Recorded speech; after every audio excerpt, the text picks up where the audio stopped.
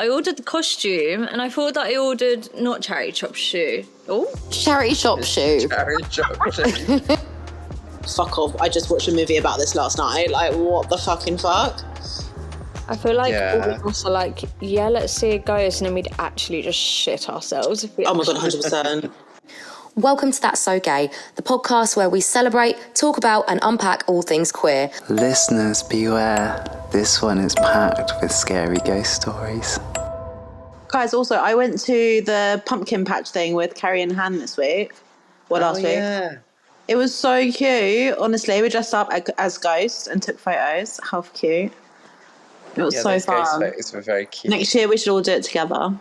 So I was on the allotment and I was the birds have ripped holes in my polytunnel, which is really annoying, to eat the grapes. So I was trying to fix it and I was like, I needed the polytunnel tape that you tie up. So I was like, I think it's in my shed. So I went over to my shed and earlier in the year, I'd forgotten basically that I'd gone into the shed for a reason and realised I couldn't go in for this very reason. But anyway, I'd forgotten everything. I went in, I saw this box, I put my hand down to lift it up, and as I lifted it up, about 100 wasps came at me. So obviously I ran away, but then I had my hands, they didn't have any gloves on or anything, my face was completely uncovered, and these 100 wasps were chasing me. Oh my God. One of them was on my leg, and thankfully I had trousers on, but basically I felt like I had wasps all up my legs, and I was like, oh, I was panicking and trying to get them out, and then I looked down and there was one wasp that was jabbing me in my friggin' butt cheek. Around my bum. I was like, get off. Oh my God, did you get a cyst or anything? No, it's still a bit sore. It's kind of like my upper thigh, but it was basically my butt. Because I sit on it. So, but yeah, it's only just gone down. But I was like, I'm so lucky that I didn't get stung in the face, the arms, it could have been a lot worse. It could have been a lot worse. It could have been a lot worse. Could have been hornets as well, and then I would have been Imagine if they were horny hornets. Awful. Oh. Hold the hornet. That could be the name of this episode. Hold the hornet. that has literally become the thing, hasn't it? Hold the horn. Yeah, so I say it all the Katie, time. what happened with your spiders? Well, it's not as eventful as your story. Essentially, so at my essentially second home, there are two toilets. There's an upstairs bathroom and then there's a second toilet, just a toilet downstairs.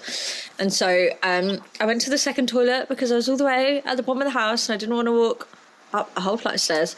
And then I went, sat down, had a wee, and I was like, what the fuck is that tickling my bum? And there was literally, I can't explain it, but I was like, what is that? That's really weird. It's throwing me off. And it made me feel all a bit uneasy because it didn't feel like a nice, tickle up the back, romantically. No, nothing like that. This was creepy. And it was all over my cheek. And I was like, what is that? Anyway, I tried to wipe it off. And then it went into my crack. And I was like, What? How's it moved? How's the itchy, gross tickliness moved into my crack? And then it went all the way to the other side on the other cheek. And I was like, nah, that ain't right. That ain't normal. That's not okay. I don't like that. And so I literally whacked it and grabbed it. And in my hand was a spider. The legs literally were about 1.5 inches long. And I literally went... Was it one of those massive chunky ones, the house spiders? It was the little body, really long legs type one. Gross. Oh my God. And I literally just looked at my hand that was up my bum. What do I do? Up my bum. Only a spider would go up your bum, Katie. Only that would happen to you. But why is it always something? It's a statistic that you eat 8 spiders a year, and then Katie's just there hold my beer. 8 spiders a year. Never mind. What's that trend on TikTok? I know ball. Oh God. Oh, you think you eat 8 spiders a year? I know, ball. And it's just Katie. Okay, that's your next transition cut on TikTok, isn't it? I don't eat them. I suck them in through my bum hole. Oh God, honestly, why is everything always going wrong with my downstairs? It's rude. First I put the fucking anti-bac thing that wasn't an anti-bac cleaner on my vagina and it burned. Now I've got a spider crawling up my crack. But no. I don't remember that song. I remember a spider up my bath, a spider up my bath. But I don't remember a spider up my crack, a spider up my crack, a creepy crawly spider up My neck, my back, my spider and my crack. Well, I have a spooky bit of, well, not really spooky, but more of something that has sent a chill down the spines of every gay person across the land. Yeah. GAY in London has shut, and Pride in Manchester has gone into liquidation, I think, as far as I'm aware. Is going on in the House of Gays. Yeah, so these are two very sad, very terrifying things. But in all seriousness, it is really sad for the gay community, both of those things. Like, yeah, I'm seeing funding cut for Prides left, right and centre. Venues and stuff closing down all the time. It's like the Prohibition era. We'll have to go underground soon. Yeah. Do we know why Pride has gone into liquidation though? No idea. I mean, it's like, I just feel like this year loads of prides were having like funding issues. Lucy, do you know, I remember like I feel like we spoke about it briefly. Can't remember, maybe not. But yeah, loads of prides have got like funding issues now, and big sponsors are like pulling out and everything that used to like put a lot of the backing behind it. Yeah, I think the sort of the right-wing rhetoric and stuff isn't helping. Yeah. But also I think everything's just so expensive at the minute that like it does actually cost quite a lot of money to put a big Pride event on. Yeah. And I don't know how they make their they make their money, but like obviously Trans Pride's like growing in London, but it's not a commercialized Pride event. It's reliant on volunteer. Like, I don't know how Pride itself works, but like there's not big stages like there is. So when we went to London Pride, that was that was much more like you had all the stages, there was artists, I imagine a lot of them got paid. Trans Pride, very much stripped back. It's all just like, you know, people turn up, they've got banners. But there was an after party, but it's always hosted at venues. Yeah. Like the cabaret. So there's like an official after party, but it's always really small. Yeah. So I think it's just this commercialization sometimes of things means that then, like you say, there's so much corporate sponsorship in these things, isn't there? And it ultimately. Yeah, it's just a shame, really, isn't it? I just feel like, sign of the times as well, isn't it? Not many people are going out anymore, or as many. But yeah, it's just sad. Very sad. I think it's important, though, to distinguish between an event and a movement, because actually the movement is needed more now more than ever. And oh, definitely. It's just a shame. I just, in terms of like GOY closing, you know, like that's just like a shame, because the venues in London, they're getting less and less as years go on. But it wasn't. It was also like Liverpool Pride, also got cancelled last minute. It got pulled together in the end, like by voluntary, sort of like it was like kind of not what it was normally all about. But yeah, it's just a sign of, you know, it's a shame that a lot of these big sponsors are pulling out of these massive ones. Like, I know obviously like the movement itself is still happening, but it's just a shame. It feels like sometimes the clocks are turning back rather than progressing. Do you know what I mean? I feel like that's the shame of it. For so many years, we've spent so long fighting for, not me specifically, because obviously I'm young, but generations have fought for acceptance and for equality, and Pride is a real way of sort of showing that can happen, it should happen. It's a celebration for the people who are in the minority. So the fact that some are being cancelled or underfunded or the sponsorships are being removed, it's essentially going 2 steps forward and giving us the celebration, and then actually just going like 3 steps back and going, actually, no, we're not going to give it to you after all. It's just stupid. Yeah. They just want us to celebrate one day a year. Do you know what I mean? Yeah. If that. Only time to be gay. Yeah. Yeah. Can you just do it quietly as well on that one day? Yeah, please. Yeah. God. Ridiculous. I don't know, because I Being know some... straight is okay every day of every year. Frankie, you and I have talked about it a little bit. But, like, obviously I don't want things to go underground, but all I will say is that those places are, as you say, they feel safe for people to go to, and they're very open, and they're always quite, for young queer people, trans, gay, that they feel like they could go there and feel safe. I think, like, you always see, I've always met quite a lot of newly out people at those events.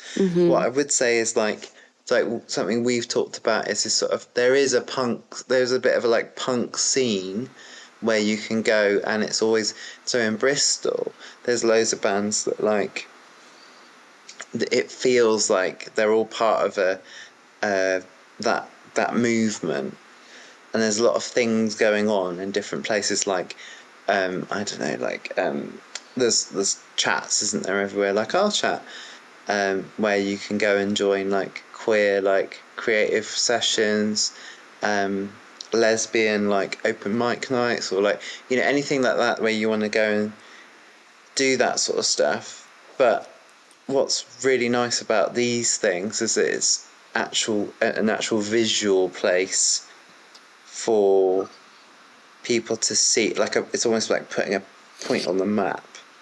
And if you take that away, and you've only got these sort of smaller events which are really important and they mean something to us, they don't necessarily tell people outside of the circle, oh yeah, we exist, hi, you might not see us all the time, but we are here, and this is happening, and it's getting some coverage online or via news outlets, Yeah, I think definitely people have to look towards those more underground things to definitely feel that sense of community now. I mean, it's good that they do exist.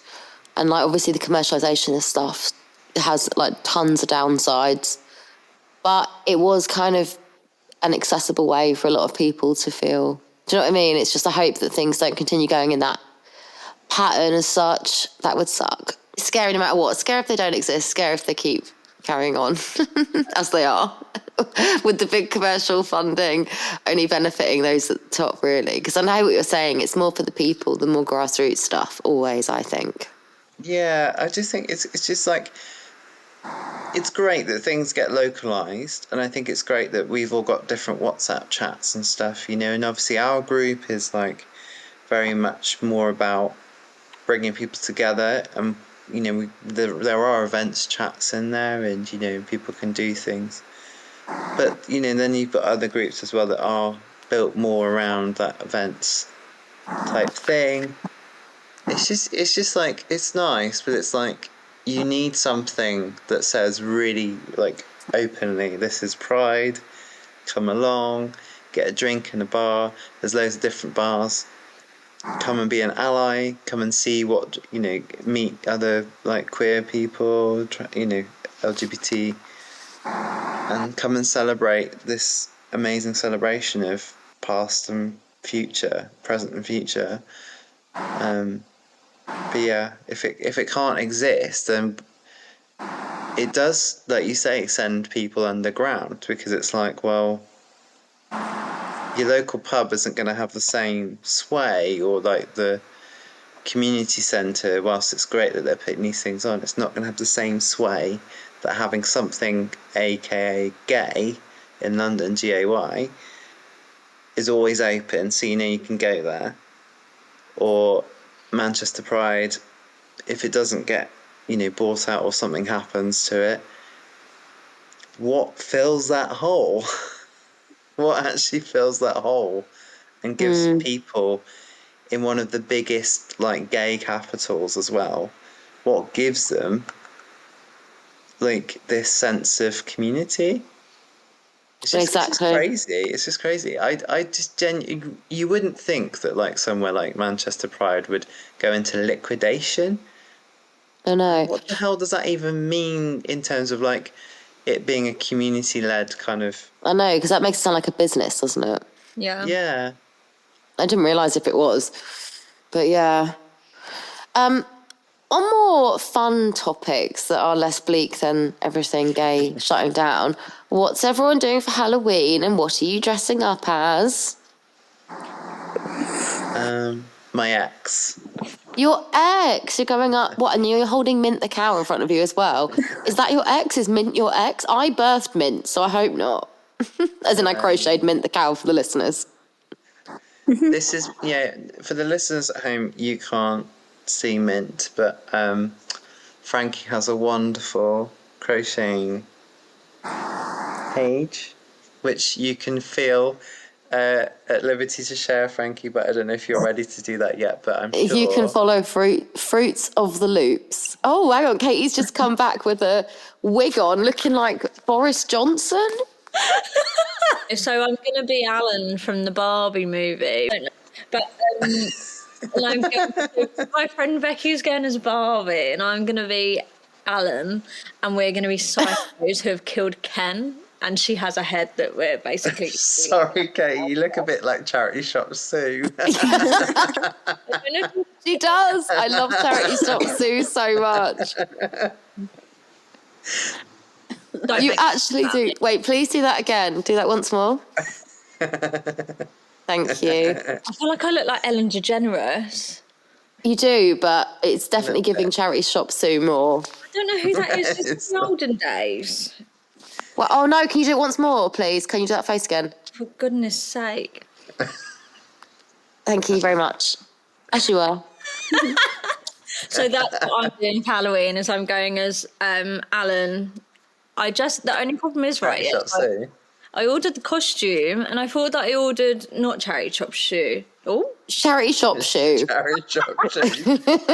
Good old Charity Shop Shoe. Fuck's sake. I'm going as Alan, but I ordered the outfit, but I didn't select the shirt and the shorts, so I only have the shorts.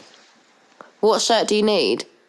A bright striped one, but like pink, blue and yellow. Oh. So I'm going to have to wear the one that I wore to London Pride and hope that will do. And It'll be fine. But yeah. So or have you thought about going on our brand new subgroup chat in the group chat? The clothing swap shop, and seeing if there's anything there. Do you know what? There won't be anything for Alan because it turns out everyone in the group only owns things in black, basically. It's 90% black. On there right now. Sorry? I'll get on there right now. Yeah, get on there. There's about 20 things that have been listed so far. You should. Also, Frankie, while I remember, them trackies that I sent and said they're too short, they are really short for me. They would fit your legs, probably. Would they? Perfectly. So if you want them, get them. I know, I was like, hang on, where is this going? Right. No, I would say yes, but I've already got like 3 or 4 pairs of black joggers. Okay, cool. That's fine. I just thought I would tell you before they go, potentially, because they are like about... Are they going to get snapped up, Katie? They might do, you never know. Maybe they'll get snapped up like I am. I'm joking. Not Poppy, before I go on to what I was going to ask you, Poppy, what are you doing for Halloween? I don't think I have any plans. I might have to make my pumpkins with my housemate and watch scary movies. Cute. I think that's what we're going to do. We're going to carve pumpkins and just watch movies, I think, and have a little cute romantic Halloween night in. Cool. Are you going there or is she coming here? She's coming to me. Cute. Yeah. Can't wait. And then anyway, Katie, what I was going to say was you said, getting snapped up like me. I was going to say, do you have anything exciting to share on the pod? Anything fun about the dating life? Anything interesting? Nothing crazy. Oh, so you've not been snapped up then? No. I'm just chatting, dating, all the things, you know. Just a single gal meeting new people, going on dates, seeing where things go, all the things. Exciting times. Cute. Exciting times. I'll update if anything comes of anything at all in the next weeks. We love the vagueness of all of that. That was so vague. Politician. You were like, literally, I'll update you on the dates that may or may not occur in the next weeks. Yeah, I think it's because it's like cuffing season. Everyone wants to cozy up, don't they? Hot girl summer's over, darlings. I'm pleased I bagged my girl in the summer, and now I can have like cozy girl winter and just eat loads of snacks. That's my plan, is just to eat my way through winter. My crochet. Why do I keep saying it weirdly? Crochet cow. Cute. Little mint. That's all you need. That's all I need. Wait, I have Beef here. I can show you Beef. He's up there. Oh. Yes. Little Oh. beef. He's with my little bear from where I was a kid, and it was named after my first boyfriend. I'm doing the marks for people listening who can't see. I'm doing the marks. Air quotes. Thank you. I'm doing air quotes around boyfriend. And his name's Stephen. He's very sweet. And Little Beef is now with him. What are you doing for Halloween? What are you dressing up as? Do you know this? I think this is the first Halloween where I'm not going to a party. So I think I'm actually going to be a bit boring this Halloween. Last Halloween I went as a zombie bride. And I cut. So we had like the latex glue stuff and the like fake blood. So I had a slash cut here, right? And I was wearing a white dress, and over the course of the night, because I was sweating, the red went. It just looked like I had thrush on my neck or something. Just like a lovely it went rash. everywhere. What? Like a lovely rash. Yeah, literally. It was just some sort of weird. Yeah, it looked like Stranger Things. When the upside down, the gates, the upside down. It literally looked like the gates, the upside down at the end of the night. So yeah, and then I gave my friend a hug, and she ended up with red all the way down her dress. Oh my god. So yeah, I did that last year, and then I usually just go as hot witches. When in doubt, sexy witch, sexy devil, sexy cat. Absolutely. Nice. Yeah. Sexy mask, did you say? I mean, I'll be that, but I said nurse. She'll accept a sexy mask though. I'll take any sexy mask that wants to come my way, please. Sorry. Even if they're in Bruges. No, not in Bruges. That is a step. What if they're by the port though? I'm sorry. I can't be spending my weekends constantly. No. Welcome to long distance life. Imagine my me and God. Tink. Oh. Yeah. In the same country. Now I know what the B stands for in your name. Katie Bruges. Katie Belgium. Listen, okay? If we cut her off. Katie Belgium. It's a nice poem. Huh? Katie B, love to cruise. Katie B, cruise to Bruges. For fuck's sake. Katie B loves a mask. Katie B The perfect has match. the perfect match. Brackets Bruges. Can anyone tell us You're cruising for a Brugesing in a minute. Bruges. Oh my god. I'd like to know some things I've learned over the last couple of days. Oh Christ, go on then. Well, don't trust a spider not to go up your bum. Yeah, well, there's that. Well, also I have to tell you the car story, guys. So, I learned that the saying is not deaf as a bat. Oh yeah, this was with me. Yeah. Which I'm still going to say forever that it's that way because that's... She was like, it's deaf as a bat. I was like, no, it's not. Bats are known for having really good hearing. I was like, if you're deaf as a bat, you've got great hearing. She was like, no. And I said, Google it. And then she was Googling it. She was like, no, oh, hang on, it says it's not recognised as a phrase. And they've actually got really good hearing. I was like, yep. A little bit deaf, and I was like, oh, I'm just deaf as a bat, me. And she was like, no, you're not. I was like, yeah, I am. And I also learned, you know, when we was at primary school, yeah, I assume you guys did this in your generation. You would sing the, like, let's say you go, Frankie and Tink sitting in a tree. K-I-S-S. I didn't realise until today that the K-I-S-S-I-N-G spells kissing. What did you think they were spelling out?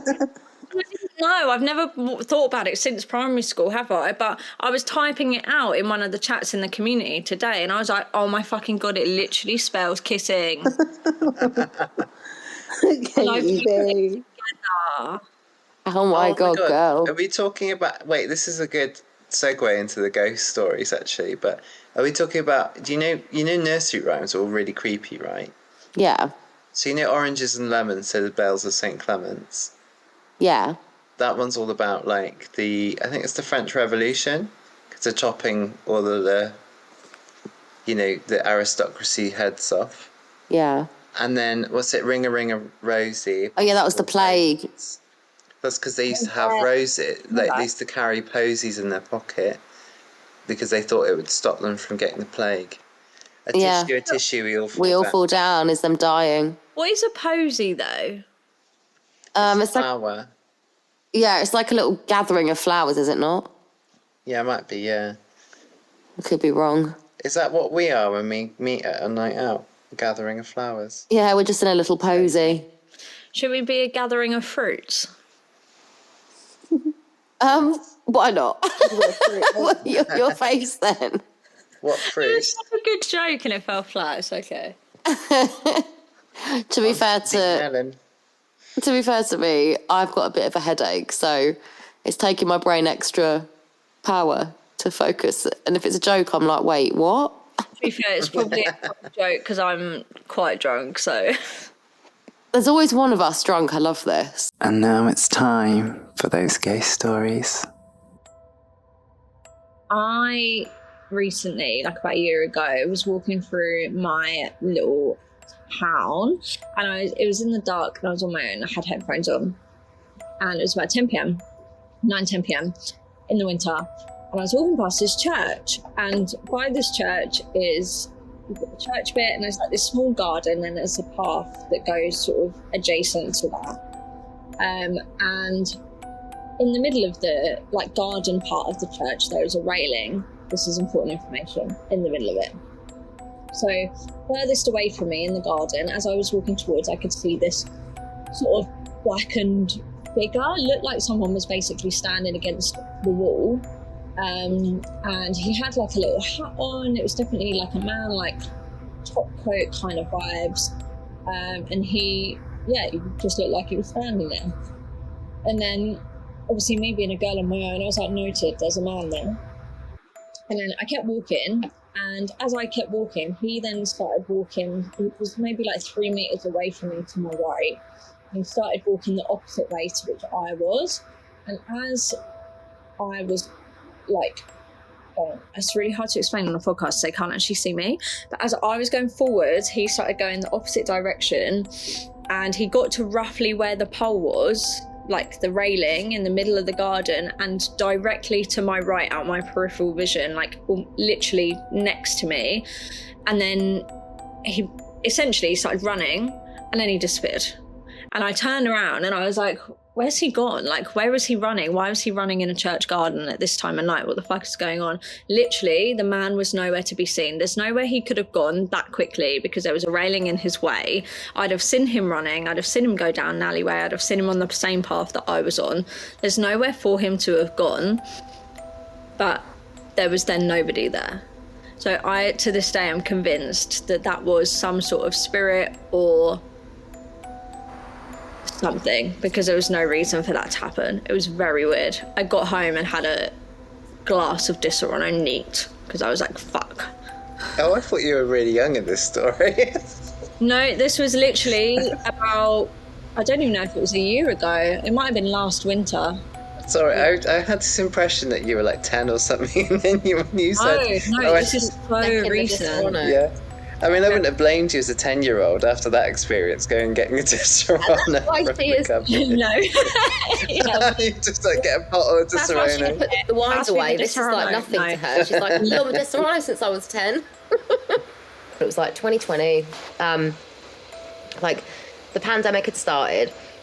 We've moved into this flat. It was, well, they said it was a flat. It was a house. It was a really narrow house above like 3 levels, on 3 levels, sorry. Middle of this really old town. And the house had been used like hundreds of years before as like a tobacco shop, as a cafe, as all sorts. I found all these old pictures. I got really obsessed with the history of the town, which has loads of lore behind it, loads of lore and like ghostly stories and like historic happenings and all sorts. Got really obsessed with the lore of the town. Found these old pictures of our house, and it was just really cool to see that the building had not changed at all. The house we lived in itself was really like quirky. Had like a spiral staircase up the 3 flights. It was like a 3-story situation, but like 1 room on each floor almost. A trap door going from the spare room / office that we used it for to the living room. And anyway, whenever we were like kind of sat on the sofa, you would see out of the corner of your eye the shapes of people just going up and down the stairs. And I thought it was just me, and I'd never mentioned this to my partner at all because I was like, I was a trick of your eye or whatever. Until she mentioned to me like one day, she was like, yeah, have you ever seen or thought you saw someone like in the house? Like, and I said something like, the stairs, and she was like, yeah, like on the stairs. And I was like, oh, fuck. That was kind of spooky. Nothing bad ever happened, but it was cool that we both kind of felt it and thought we saw the same thing without even discussing it. So yeah, I definitely think that house was haunted, Oh my but God. I never had a bad experience there. But I did feel like I wasn't alone.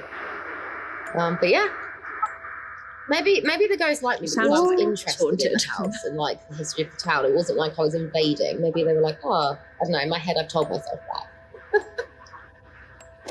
that. Yeah. There are so many friendly spirits though. Most spirits aren't harmful. They just exist with you. I find it interesting because I am a little bit like, so whilst I absolutely love ghost stories and I get scared very easily as well, so I don't really like horror that much because I have such an overactive imagination. And it really, I remember watching The Grudge when I was like 14 and I couldn't go to bed because I thought that it was going to pull me under the covers. Like that kind of horror, yeah, it's just creepy. Oh, I love it. Creepy things I really struggle with, but like... I used to get nightmares because movie? of one movie in particular when I was a kid. Oh, Yeah. The Sixth Sense. Basically, I was on a plane and they like forced you to watch it back in the day. There's only like one movie that you can watch for the whole plane, and it was that movie. And when I went home for like a year afterwards, it would be like I used to think my mum was that mum that was in the kitchen, and like, yeah, I was a bit like almost That felt would like I was explain a lot. possessed at one point. And it was like taking over my life. So when I was younger, when I was about 6, 7, my mum and dad would always be downstairs, like in the living room, like watching TV and stuff. And I'd be directly above them. And I remember I used to fall asleep. And I could hear people like talking around me.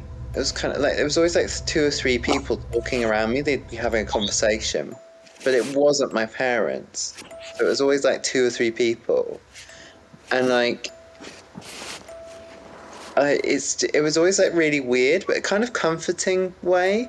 But like, it was like these disembodied voices sometimes talking around me, and be like, "What is this?" And then as I got older, I was always a bit ashamed to share it because I thought, like, am I going a bit like, you know, maybe it's like I don't know, I'm just going off the rails or something. But like, to this day, I don't know. It stopped happening, but it's like, sometimes it's almost like my brain's tricking me, or maybe it was like something odd, but it was just oddly comforting thing. But basically, my grandma lives in a massive, well, at the time, still does technically, just different state, but she lived in Pennsylvania. So it was like a really massive, like, farmhouse. and it was really creepy.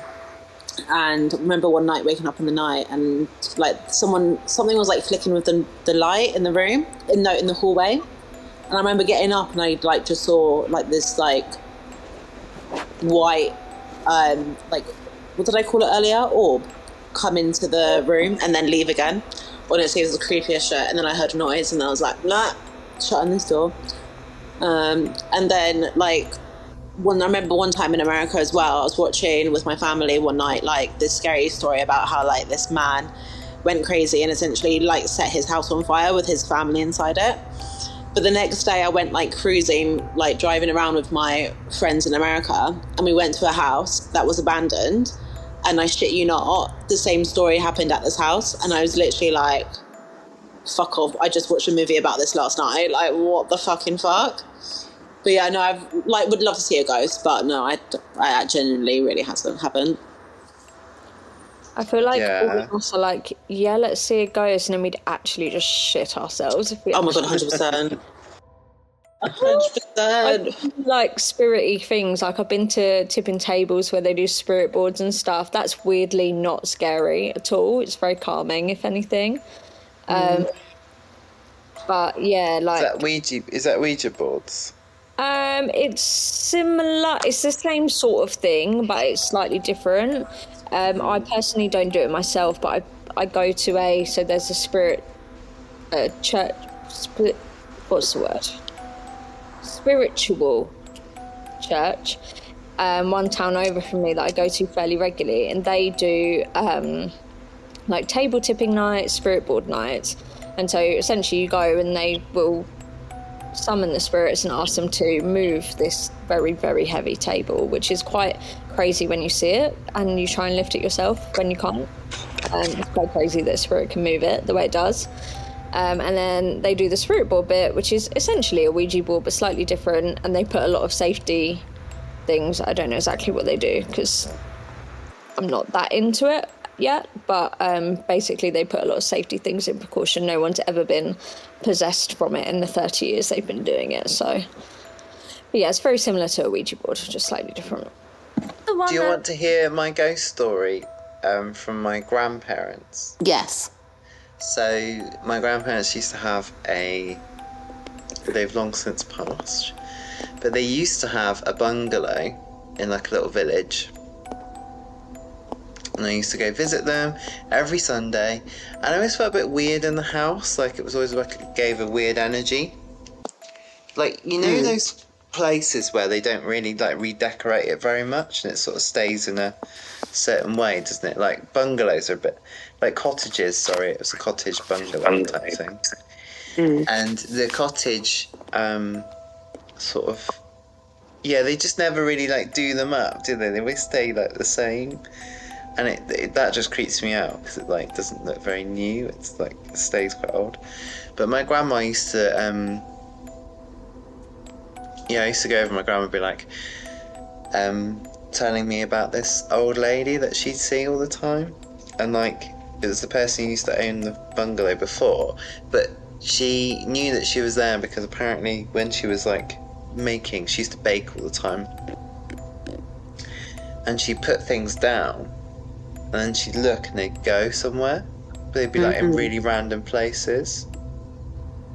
I'm fairly sure at one point, I am a bit skeptical about these things. But I'm fairly sure she said something about like... Did she say something was levitating at one point as well? Bloody hell. Thank you so much for hanging out with us while we overshared, laughed at ourselves, and hopefully gave you something queer and fun to pop into your ears. Please do hit follow or subscribe so you don't miss the episode next time. And if you really liked it, please do tell your queer mates. You can even tell your favourite straight ally if you want, and we won't judge. Please do send us your stories, dilemmas, hot takes. You can find us at the socials listed in the description below. Until then, stay gay, stay chaotic, and we'll see you next time.